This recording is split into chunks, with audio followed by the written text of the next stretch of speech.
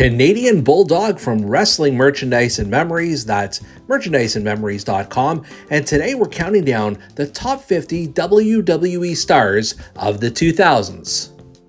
In counting down the top 50 WWE stars of the 2000s, we looked at the following criteria. How prominent was the star in the WWE between the years 2000 and 2009? Were they involved in memorable matches and angles? And are they often associated with the 2000s wrestling scene?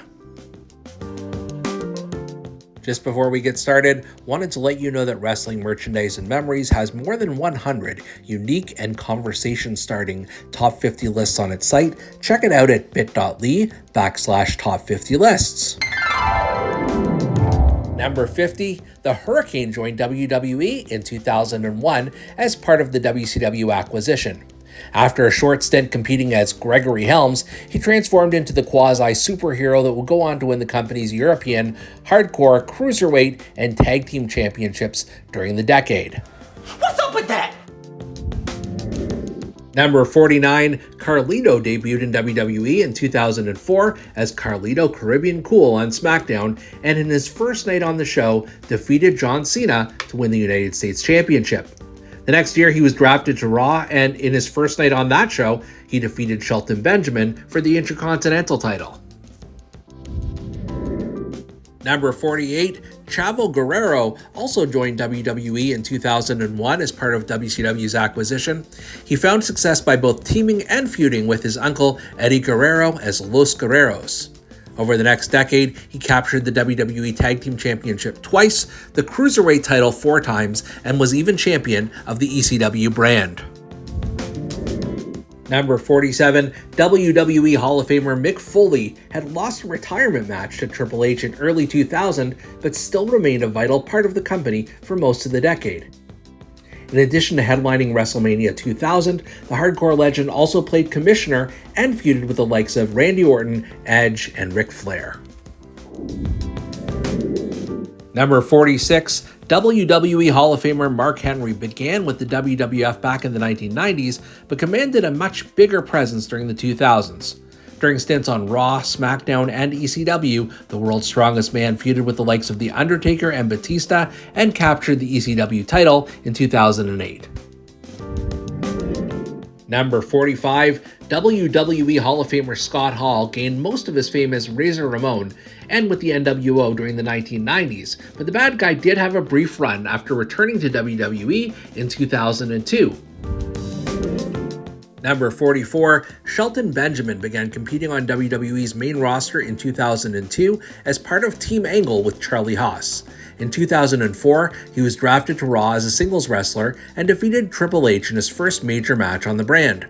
Benjamin excelled at Money in the Bank matches and held several championships.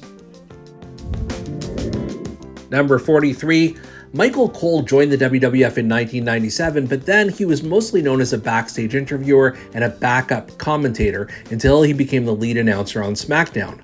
This led to Cole becoming the lead announcer on Raw as well, beginning in 2008, and becoming the voice of WWE.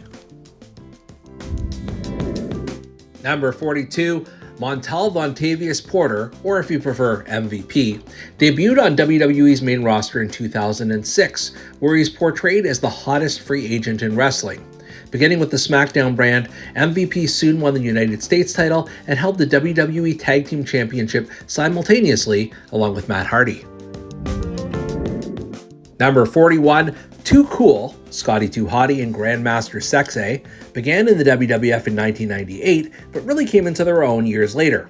Often teaming up with Rikishi, Too Cool captured the tag team titles in May 2000, and about 3 years later, a new version of Too Cool, Scotty and Rikishi, saw success on SmackDown. Number 40, William Regal returned to the WWF in 2000 after a brief stint years earlier. In addition to becoming one of the company's top heels, winning the Hardcore, European, Intercontinental, and Tag Team Championships, Regal was also a King of the Ring and served as both WWF and WCW Commissioner. Number 39, WWE Hall of Famer Jim Ross continued his successful run, being one of the company's top announcers for much of the 2000s. From 2002 to 2008, he was the exclusive lead commentator on Monday Night Raw. JR also participated in in-ring angles with Triple H, Stone Cold Steve Austin, and the McMahon family. Number 38, Bobby Lashley debuted in WWE in 2005 and quickly captured the United States Championship, feuding with most of the top heels on SmackDown. After moving to ECW in 2006, Lashley represented former US President Donald Trump in a Battle of the Billionaires at WrestleMania. Number 37, CM Punk would go on to bigger success in the decades following, but he debuted on WWE's ECW brand in 2006 and soon captured that group's championship. Among Punk's other early accolades were Money in the Bank wins at WrestleMania 24 and 25, leading to World Championship runs. Number 36, The Big Show debuted in the WWF in 1999 and began the 2000s as WWF Champion. He would hold several championships over the decade, including the World, United States, Hardcore, and Tag Team titles. He'd also headlined WrestleMania 2000 and WrestleMania 24. Number 35, WWE Hall of Famer Rikishi began the year 2000 by breaking away from Too Cool and becoming the heel who ran over Stone Cold Steve Austin with his car. After feuding with Austin, The Rock, The Undertaker, and Kane, Rikishi returned as a babyface a year later and eventually held WWE Tag Team Gold with Scotty 2 Hotty. Number 34, WWE Hall of Famer Kevin Nash returned to WWE in 2002 as part of the NWO invasion. Nash stayed around much longer than his partner Scott Hall, feuding with world champion Triple H in 2003 over several pay-per-views and having a rivalry with Chris Jericho.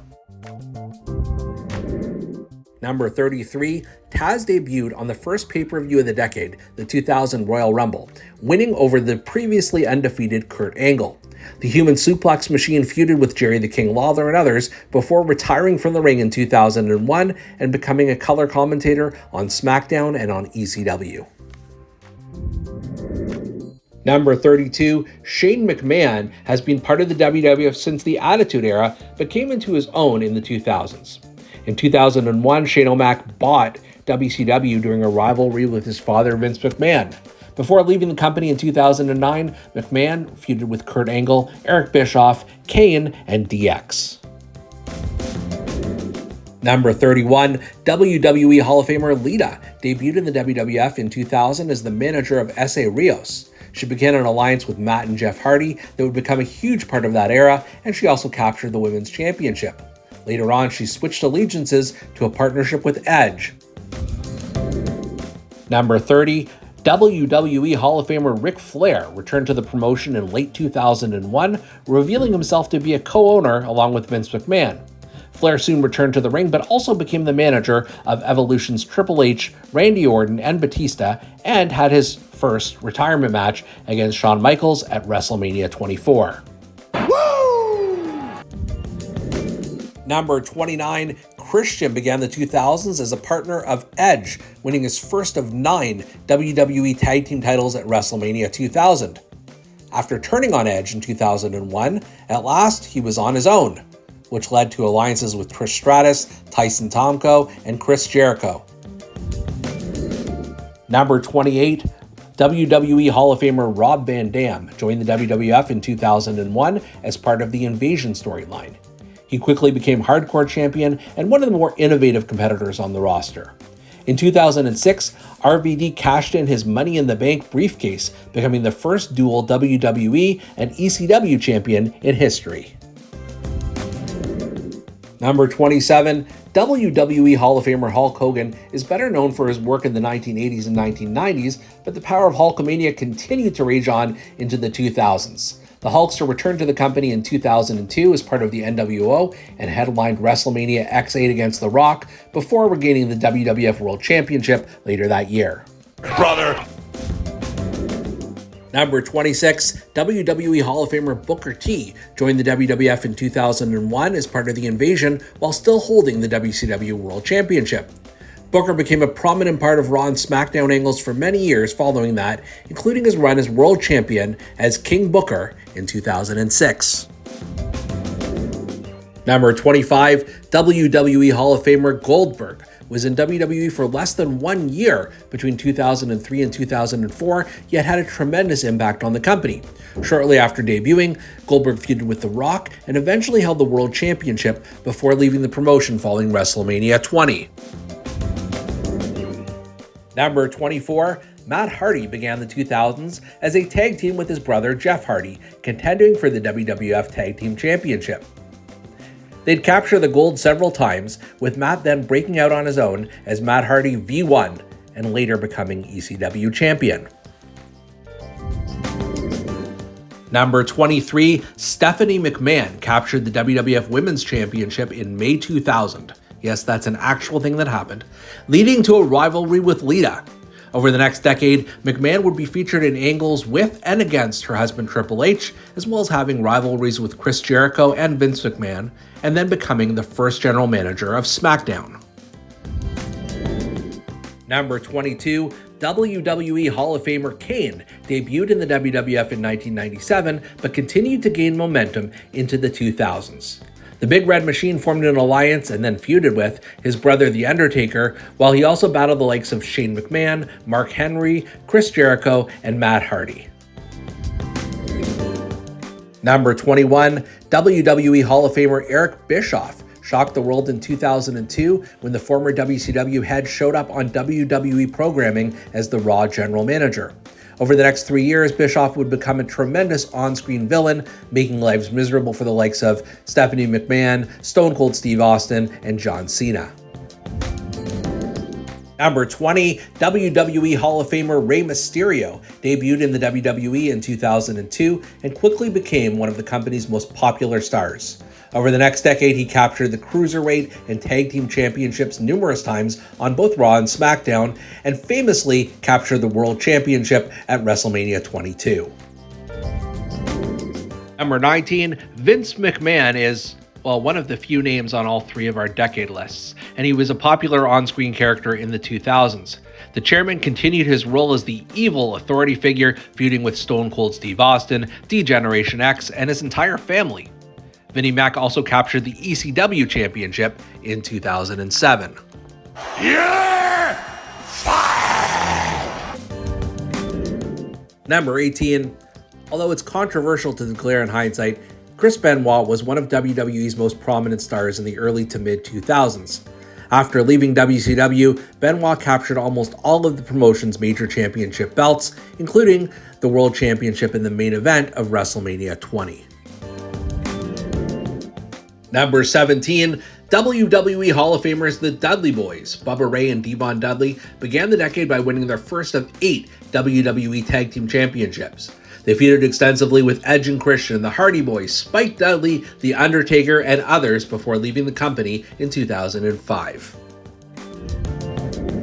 Number 16, WWE Hall of Famer Stone Cold Steve Austin was named by us as the top WWF star of the 1990s, although he still had some gas in the tank left during the following decade. Austin won his final WWF Championship in 2001 during a heel run, and after retiring from the ring in 2003, became an authority figure and frequent guest referee. What? Number 15, WWE Hall of Famer Trish Stratus began with the company in 2000 and became one of the most accomplished women in WWE history. She captured the Women's Championship a record 7 times, was named Diva of the Decade, and broke new ground for women's wrestling before retiring in 2006. Number 14, WWE Hall of Famer John Bradshaw Layfield had been with the company since 1995, but it wasn't until his JBL character surfaced in 2004 that he became one of WWE's most memorable villains. Layfield became the longest reigning world champion in 10 years, and then later became a heel commentator on SmackDown. Number 13, Jeff Hardy, along with his brother Matt, began the decade as a prominent tag team.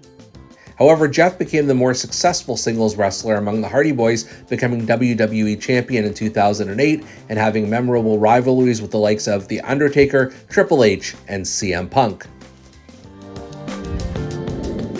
Number 12, Chris Jericho debuted in the WWF in 1999 and soon became the first ever undisputed champion by the end of 2001, headlining at WrestleMania X8. Y2J had a prominent role in Y2K, including legendary feuds with the likes of Stephanie McMahon, Triple H, Shawn Michaels, Chris Benoit, and John Cena. Number 11, WWE Hall of Famer Eddie Guerrero joined the WWF in 2000 as one of the Radicals. He quickly came into his own as one of the company's prominent workhorses. In 2004, Latino Heat upset Brock Lesnar to win the WWE Championship. And sadly, Guerrero tragically passed away in November of 2005. Number 10, WWE Hall of Famer The Undertaker was arguably more prominent in the 1990s, but was still a top star in the decade following. Returning to the WWF in 2000 as the American Badass, The Undertaker regained the WWE Championship in 2002 and went on to cement his record-breaking streak of major wins over many WrestleManias. Number 9, WWE Hall of Famer Edge began the decade as a partner of Christian, but by late 2001, he broke out on his own and began rivalries with the likes of Kurt Angle and Booker T before turning heel in late 2004. The Rated R superstar won Money in the Bank in 2005, leading him to win his first of 11 world titles. Number 8, Randy Orton debuted with WWE in 2002 and quickly became part of Evolution. By 2004, Orton became the youngest world champion in WWE history, his first of 13 world titles. In the years after Evolution disbanded, Orton turned heel again and created Legacy in 2008. Number 7, WWE Hall of Famer Kurt Angle joined the WWF in 1999, but didn't capture his first non-Olympic gold until February 2000. He would go on to capture 6 world championships as well as King of the Ring and headlining WrestleMania 19 before leaving the company for more than a decade in 2006. Number 6, WWE Hall of Famer Shawn Michaels excelled during the 1990s, but his comeback in 2002 was one of the biggest stories of the entire decade. Beyond winning championships and reuniting D-Generation X, Michaels had matches of the year with The Undertaker, Kurt Angle, Ric Flair, John Cena, and others. Number 5, Brock Lesnar joined WWE in March 2002, and by August he was King of the Ring and WWE Champion. Lesnar headlined WrestleMania 19 against Kurt Angle and became one of the biggest industry overnight success stories, leaving the promotion at WrestleMania 20 after losing to Bill Goldberg. Number 4, The Rock began the 2000s by winning that year's Royal Rumble and going on to headline the next 4 WrestleManias against the likes of Triple H, The Big Show, Mick Foley, Stone Cold Steve Austin, and Hulk Hogan. And while The Rock became a Hollywood star, he frequently returned back to WWE. Number 3, Batista debuted in WWE in 2002 as the heater for Devon Dudley. While headlining WrestleMania 21 in 2005, the Animal would capture his first of 6 world championships. During the decade, Batista had rivalries with Triple H, King Booker, Edge, Rey Mysterio, and Randy Orton.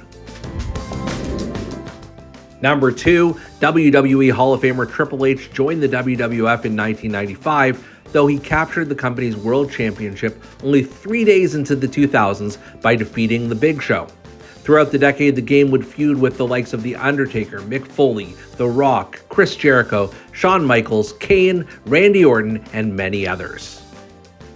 And the number 1 WWE star of the 2000s?